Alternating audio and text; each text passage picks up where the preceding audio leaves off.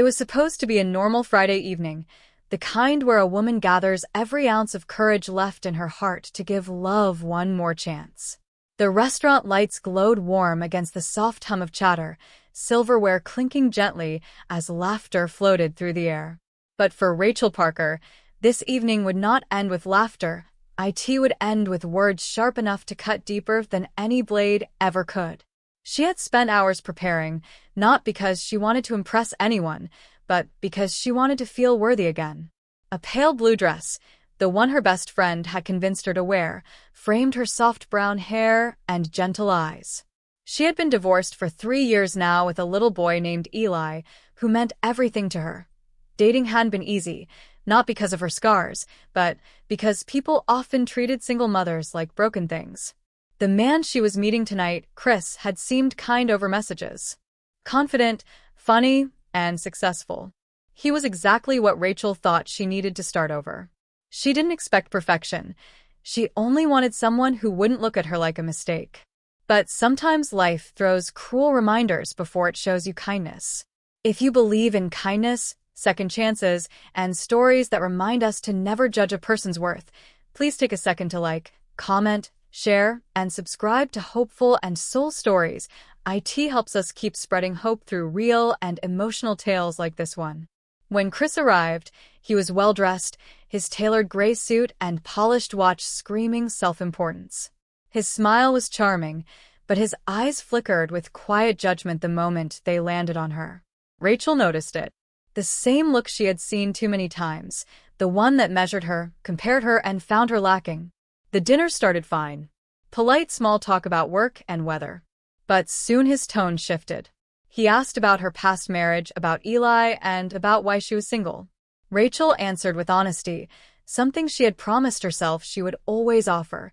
She told him about the long nights, about trying to rebuild her life after being left by a husband who couldn't handle responsibility. She told him about raising her son alone, about finding work as a receptionist while studying online to become a nurse. Chris leaned back, swirling his drink. "So, you're a single mom?" he said with a smirk. "Guess that means someone's already had the first run." Rachel froze. The air in her chest thickened. "I'm sorry," she asked, hoping she misheard him. He chuckled, tilting his glass. "I mean no offense. You seem nice, but honestly, most guys aren't looking to play stepdad. It's just how it is, used goods and all." For a moment, everything stopped. The clinking of plates, the quiet jazz music, even her breathing used goods. The words hung in the air, heavy and cruel, echoing every insecurity she had fought to silence.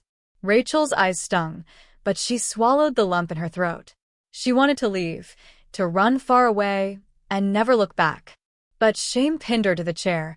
She could feel eyes around the restaurant turning toward her, whispering silently, "Poor woman." Then from across the room, a man's chair scraped against the floor. He was tall with kind blue eyes and dark hair pulled slightly back. He wore a simple white shirt, sleeves rolled up, and beside him sat a little girl, no older than 7, quietly coloring while her father finished dinner. He had heard everything. Without hesitation, the man stood, walked toward their table, and said calmly but firmly, "You might want to rethink your words." Chris looked up, irritated. "Excuse me? This isn't your business." The stranger didn't respond to the insult. Instead, he turned his eyes toward Rachel. "Are you okay?" he asked softly, his tone carrying a warmth that nearly broke her heart. She nodded weakly, but her trembling hands said otherwise. The man, whose name she would soon learn was Daniel Cole, shifted his gaze back to Chris. He said, "My daughter was coloring quietly over there, and she heard what you just said?"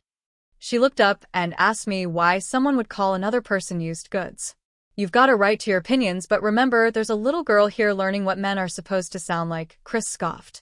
"Whatever, man. I was just being honest."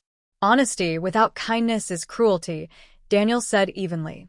"And if you think a woman who survived heartbreak, raises her child alone, and still shows up with grace is used, then maybe you don't understand what real worth looks like." The restaurant fell silent. Every eye turned to them, but this time not in pity. This time in quiet admiration for the man who spoke what many wished they could, Rachel finally stood, her knees trembling. "Thank you," she whispered, barely able to meet Daniel's eyes. Chris mumbled something under his breath and grabbed his coat, muttering that the night was ruined. But Rachel didn't care. For the first time in years, she didn't feel ashamed of who she was. She felt seen. Daniel watched him leave, then gently smiled. "Don't let people like that decide your value," he said softly. "They only show you what they lack." She wanted to thank him again, but words failed. Daniel's daughter tugged at his sleeve, then her soft voice breaking the heavy silence. "Daddy," she said, "can she sit with us?" That night, under the soft restaurant lights that once made Rachel feel exposed, she found warmth she didn't expect. They moved to Daniel's table, and he introduced her to his daughter, Lily. The little girl beamed at her with innocent admiration, showing her the rainbow she had drawn. Rachel smiled back, and something inside her, something she thought had died long ago, stirred again. Over the next hour, their conversation flowed effortlessly. Daniel was a widower, raising Lily alone after losing his wife to cancer 3 years ago. Life hadn't been kind to him either, yet he carried gentleness like it was his armor. He didn't talk about what he'd lost. He talked about what he'd learned, about resilience, empathy, and how people who've been broken often love deeper because they know the cost of pain. Rachel listened, her eyes shining. For the first time in years, she didn't feel small. She didn't feel judged. She felt human again. When the evening ended, Daniel offered to walk her to her car. They talked under the cool night sky, their steps slow, their hearts unexpectedly light. He didn't ask for her number right away. He simply said, "You seem like someone who deserves more good days. I hope we run into each other again." And they did 2 weeks later at the same restaurant. This time, by coincidence or perhaps fate, Rachel was there with a friend and Daniel was having dinner with Lily. Their eyes met across the room and both smiled with the kind of recognition that only life's quiet survivors share. 1 meeting turned into 2, then 3. Soon it became routine.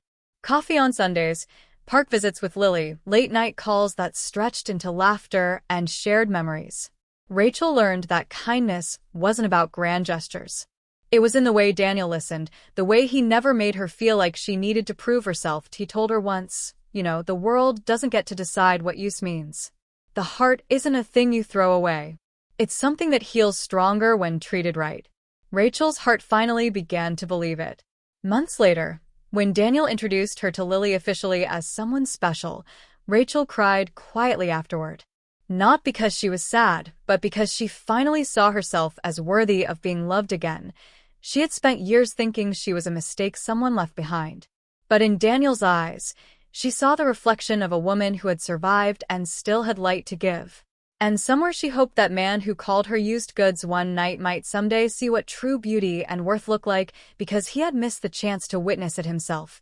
Years later, when Rachel walked down the aisle in a simple white dress with Lily scattering flower petals ahead of her and Eli carrying the rings, every scar, every tear, every cruel word she'd endured finally made sense.